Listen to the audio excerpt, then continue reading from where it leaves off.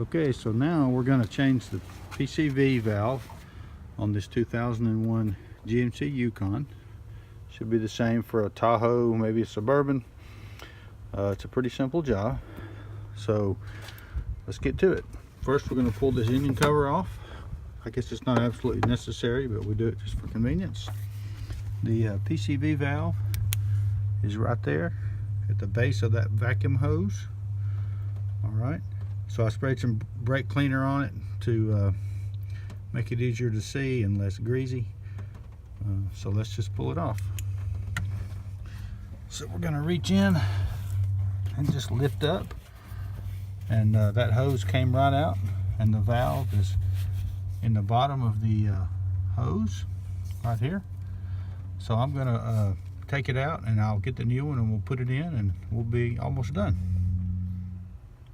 Okay, I pulled this out of this hose. I had to work it a little bit with pulling and twisting and with a screwdriver. There you can see the old one.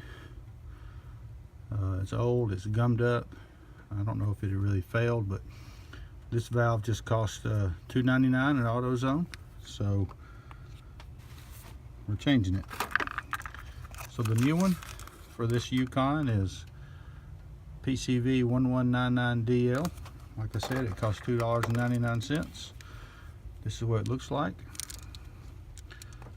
So what we're going to do is stick this end back in this hose right here, and then reinsert it back into the back right there,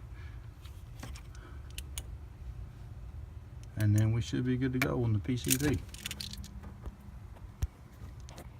Okay, I reattached the hose, put the valve in. You see right there, it goes into the engine block. The line comes up and it goes to the top of the intake manifold, and that should be all we have to do on the PCV valve.